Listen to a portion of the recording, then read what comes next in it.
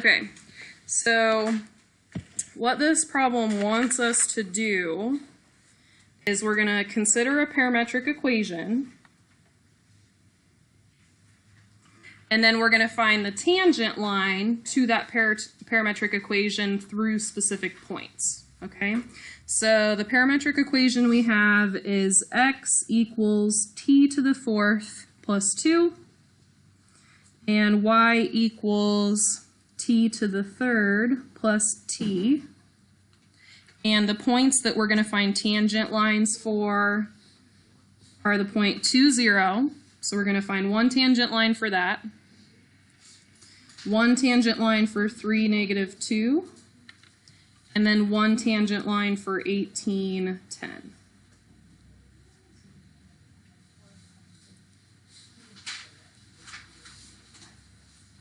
Okay, so to write the equation of a tangent line, we have to have the x-coordinate, we have to have the y-coordinate, and we have to have the slope, right?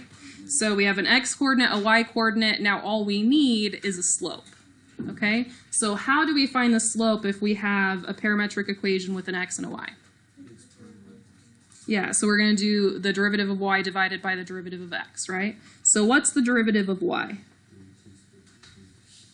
Okay, so we have 3t squared plus 1 divided by 4t cubed. Okay. So there's our slope. And then once we have an x and a y coordinate and a derivative, we just take the x and y coordinate and we plug it into the derivative, right? And that's not going to work. Why? Because our derivative is in terms of t, not in terms of x and y. Does that make sense? Okay. Now, some problems you could potentially take the parametric equation and eliminate the t value and have it just in terms of x and y, and then you would be fine. You could just plug in the x and plug in the y. Okay? But sometimes that's not going to be very easy to do, and so we need to know how to handle that problem by solving for a t value that you could then plug in. Okay? So what I'm going to do is I'm going to take the x portion of the parametric equation, and I'm going to say that x is 2 in this problem. So I'm going to say 2 equals t to the fourth plus 2. And I'm going to solve for t so that I know what t value I can plug in. Okay? So how could I solve for t? Subtract the 2 over, so I get 0 equals t to the fourth. So fourth root it. And what's the fourth root of 0? So t equals 0. So what I'm going to do is I'm going to take the derivative, and I'm going to evaluate it for t equals 0.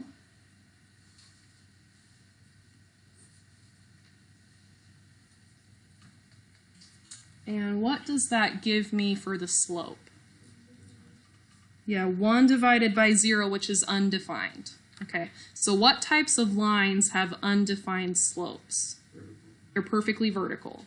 Okay, so a perfectly vertical line, is that a y equals equation or an x equals equation? X equals. So if I look at the point, what should it be? X equals 2. Okay, so I'm going to say this is undefined slope. So that means we have a vertical tangent line.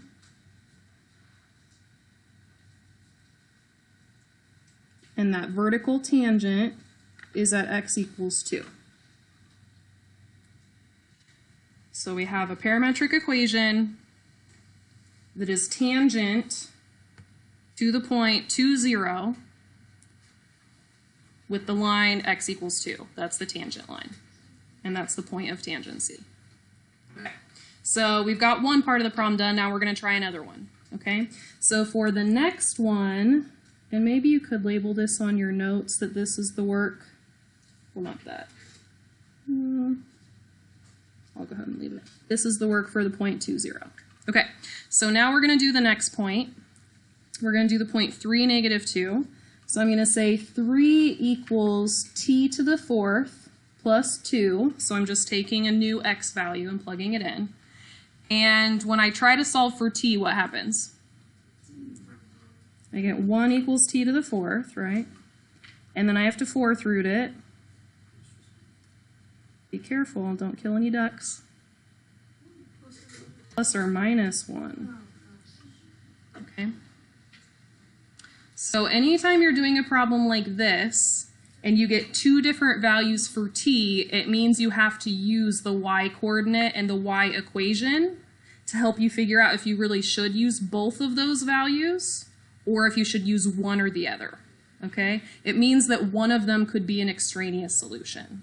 So what we're going to do now is we're going to take the y-coordinate, which is -2, and I'm going to say -2 equals t to the third plus t. So I have two values for t that I think might work. One is +1, t equals +1, the other is t equals -1. So if you look at this equation, I don't know how to solve that by hand, but I can think about plugging those t values in.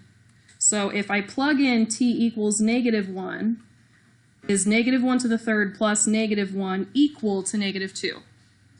Yes, so t equals -1 works. What about t equals +1? 1 to the third plus 1 is not going to work.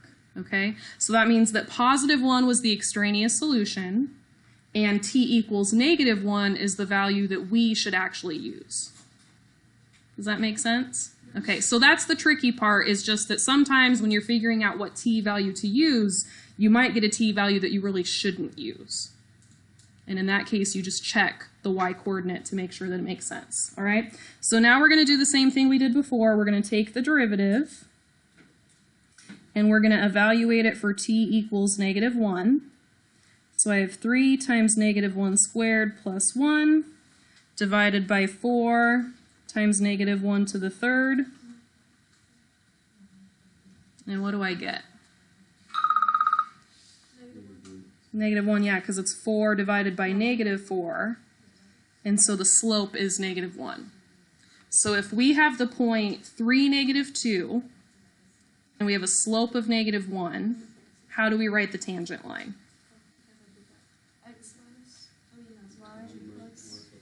Y plus, well, not +1, the y-coordinate, right? It was -2. So we have y minus -2, and the minus minus makes a plus, equals the slope times x minus 3. Okay, so there's our tangent line. So this is the tangent line to the point 3, -2.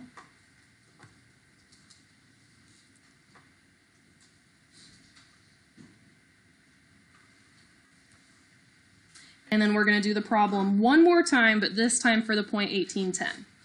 Okay, so I'm going to say the x value is 18. That equals t to the fourth plus 2. And what do I do to solve for t? Minus the 2, so 16 equals t to the fourth. Yeah, fourth root it. So t equals plus or minus 2.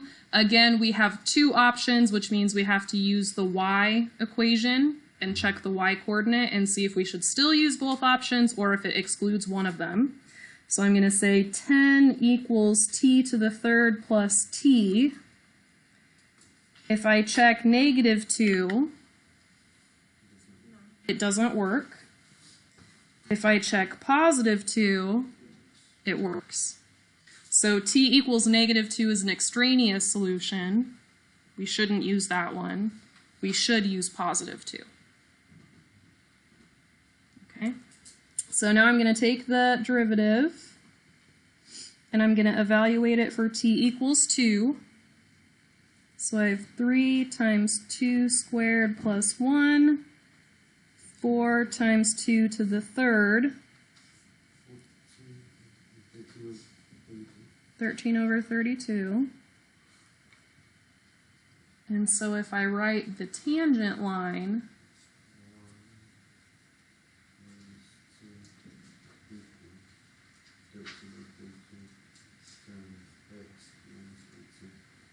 perfect.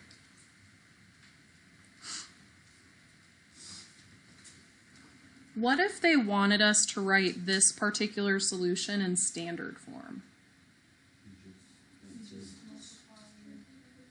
Distribute everything. Are you allowed to have fractions in standard form? You can't have fractions in standard form. So this has happened a few times on problem sets where you had a problem and you wrote your answer like this, but maybe the multiple choice answer had no fractions in it and it was written in standard form. So we're going to go ahead and box this, but I do want us to practice converting this into standard form because I think it's a valuable skill to have. Okay.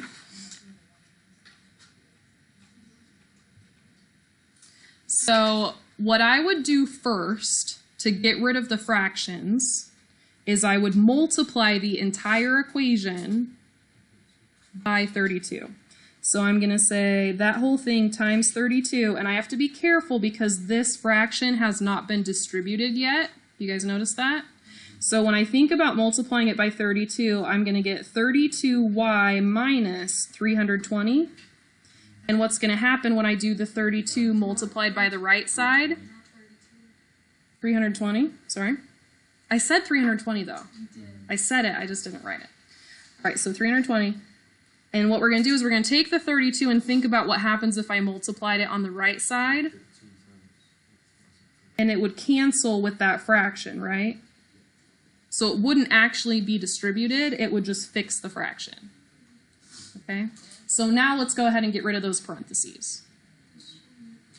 So I have 32y minus 320 equals 13x minus, anyone have a calculator? No? 234? Okay, and in standard form, we typically have the x and the y on the same side, right, and the numbers on the other. Do you know if it matters if one is positive or negative, the x or the y? Typically, the x is positive. Typically.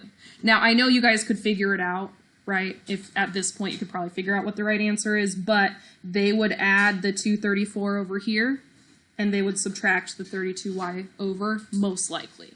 Okay, so let's go ahead and do that. We'll say this is 13x minus 32y, and then I have negative 320 plus 234, which is negative 86. So they'd probably in standard form write it like that, or they might add the 86 over and have it equal 0. I could see that. Okay. So that's a good skill to have just because I've seen some multiple choice problems where they did convert it before they put the answer down. Okay. On an FRQ, you definitely don't have to do that. Not on an FRQ, but it's a good skill for multiple choice. Okay, so we're going to work on your assignment now. So if you want to switch over to whatever paper you were doing your work on, we're going to go ahead and do number 16.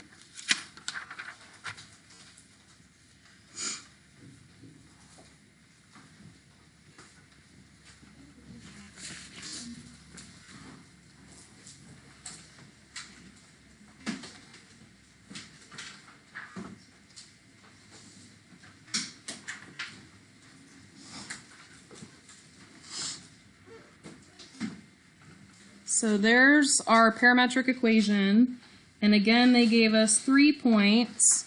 They said negative 1, 3, 2, 5, and this really pretty point, 4 plus 3 root 3 over 2, comma 2. Isn't that a fun point right there? X coordinate, Y coordinate? No? All right, so we're finding a tangent line. We have an x coordinate and a y coordinate. What else do we need to find a tangent line? Slope. Okay, so we're going to take this, we're going to find the slope from it. So I'm going to say dy dx equals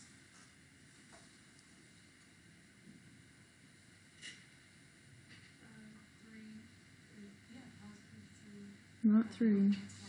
Yeah. So make sure we're looking at the y, right? Because it's the derivative of y divided by the derivative of x. Yeah, 2 cos theta, right? So derivative of 3 is 0. And then derivative of sine goes to positive cos. Okay. And then for the other one, the derivative of x, we would have positive 3 and then sine theta. So the 2 in the front has a derivative of 0, so we don't have that. and then the derivative of a negative cos would be a positive sine. Okay, so there's our slope. So once we get the theta value, we'll be plugging it in here to see what our actual slope equals. Okay. All right, I'm going to organize this one better because my notes were annoying me since they were all over the place. So the first point is negative 1, 3. What do we do with the first point?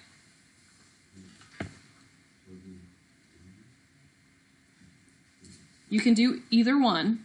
So we could take negative 1 and plug it in for x and set it equal to solve for theta. Or we could take the y and plug in 3 and set it equal and solve for theta. It doesn't matter. Okay. Do x? Okay. So I'm going to say negative 1 equals 2 minus 3 cos theta. And my goal is to move stuff away and eventually solve for theta. So what should I do first? Minus 2. Sorry. My phone is telling me to do my back exercises. Okay. So minus the 2 over, and we get negative 3 equals negative 3 cos theta. Divide by negative 3, and I get positive 1 equals cos theta. And then I have to picture the unit circle, and I have to picture where the x-coordinate, because this is a cos, I have to picture where the x-coordinate is positive 1. So 0. Okay. Is there more than one place? No. Just that one place. Okay, so the nice thing about if it lands on a quadrant line is that unless it's tan or cotangent, then it should just be one spot. So we're going to say here that means that theta is 0 pi, or you could just say 0. And since there are not two different answers, that means we're good. We can just plug that in because that was only one solution. Okay, so now I'm going to go ahead and take my slope, dy dx, and I'm going to plug in theta equals 0.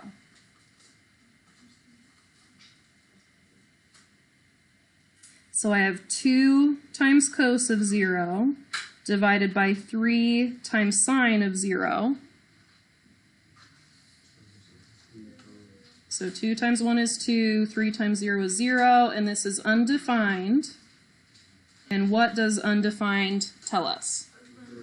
Vertical line. So we have an undefined slope, which is a vertical line, and the vertical line would be x equals negative 1. So vertical tangent line.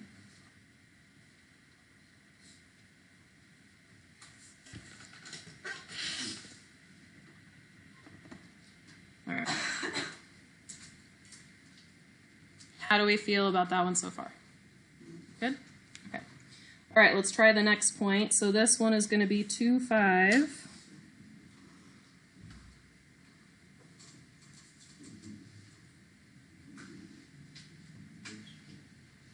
All right, so what do we want to do? The x or the y? Do the y this time, just to make a difference?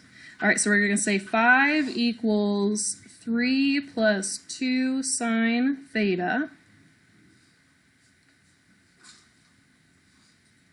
And then what do we do? Subtract the 3, so we get 2 equals 2 sine theta. Divide by 2. We get 1 equals sine theta. So we have to picture the unit circle and picture where the y-coordinate is positive 1. Pi halves. Okay? So that means that theta is pi halves. Again, that's only one answer. So that's good. That means we just plug it in. We're set. All right, so dy dx, theta equals pi over 2. And we're plugging it in 2 cos pi over 2, 3 sine pi over 2. So 2 times 0 is 0. 3 times 1 is 3. And so our slope is 0. And what do we know about slopes of 0? What type of line is that? Horizontal. So y equals 5. And this is a horizontal tangent. So that means the fun one must be next. So our third point, let's go ahead and write this one down. 4 plus 3 root 3 over 2, comma, 2. You don't want to use the x? No. Let's use the x. Yeah, let's use the x one. Who's up for a challenge? Okay, we'll go ahead and do the y.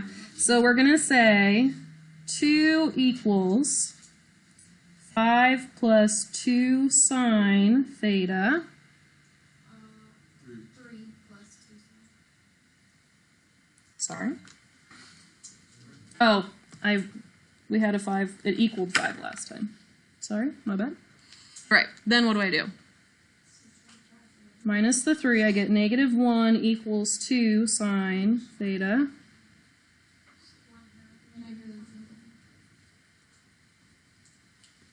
Okay, so I'm going to picture the unit circle, and I'm going to picture where a y-coordinate of negative 1/2 is.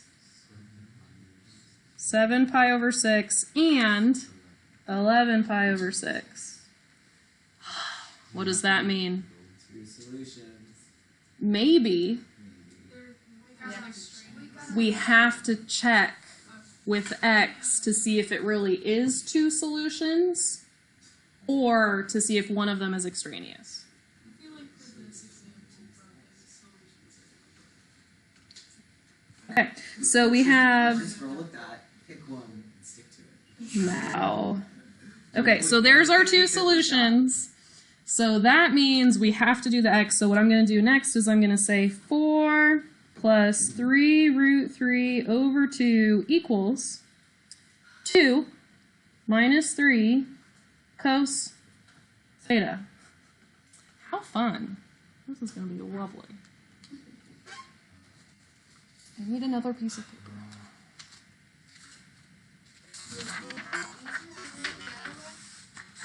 Plug it in.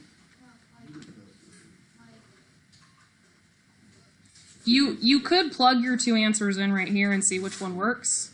Like, that's how we did the example problem, right? We plugged them in. But if you plug them in, then you have to make sure this simplifies to be that. See how that's still kind of nasty anyway? Okay, so what we're going to do is we're going to split these 2 apart because it's actually not as bad as it looks. All right? So when you split this apart, you end up getting 4 divided by 2 plus 3 root 3 divided by 2. Right? Okay. So this is 2. All right. That's a 2 right there. All right. So what happens with our first step? Yeah, we subtract the 2 over, right? So the 2's go away. So we have 3 square root 3 over 2 equals negative 3 cos theta.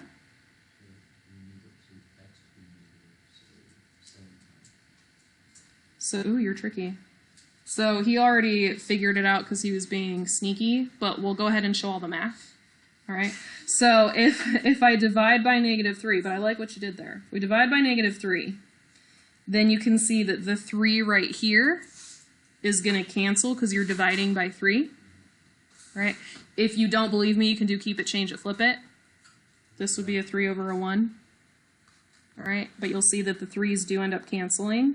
And so we have negative root 3 over 2 equals cos theta, which is what Thomas was saying is that when you divide that negative over, he can tell that the x-coordinate needed to be negative, which is why we're only going to go with 7 pi over 6. We are not going to go with 11 pi over 6 because that's positive root 3 over 2. All right, so this right here narrows the answers down. Technically, this is telling us it could be 7 pi over 6 or it could also be 5 pi over 6, right? But that just means that we have an extraneous solution here and we had an extraneous solution there, and the one that we use is the one where they agreed with each other. Does that make sense? Okay. So technically this one did have 2 solutions, but that just confirms that we should use 7 pi 6 because the other solution is not in common. Okay. This would be 5 pi 6 though if you looked for the 2 places where cos equals negative root 3 over 2. Yeah. Okay. So now let's go ahead and actually plug that in. So we have our derivative, dy dx, and we're going to plug in 7 pi over 6. And we're plugging that in for 2 times cos 7 pi over 6 and 3 sine 7 pi over 6.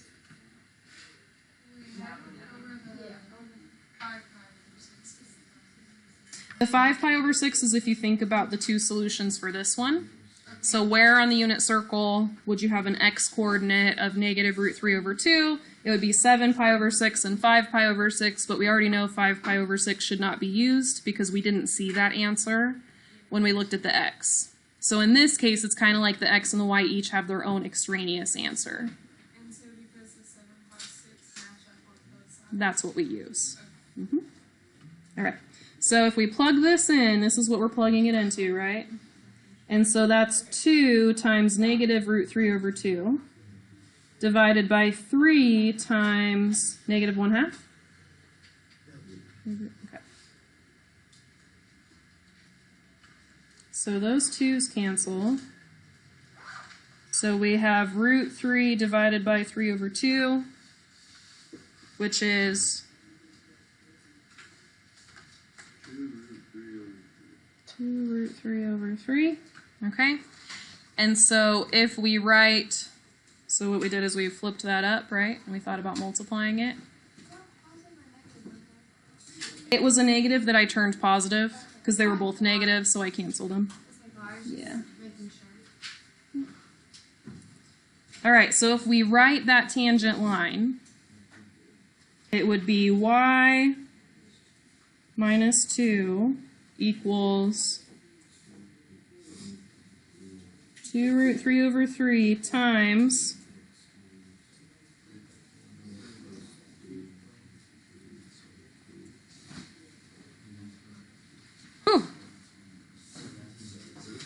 and I'll let you go ahead and leave that not in standard form. Pages for that. You want the other one? No, you don't have to write it in standard form. No, that's fine. You can leave it like that. All right, so the next problem in the book, number 17, is kind of like the example that we did, where it's not trig, it's just normal, polynomial, whatever. All right.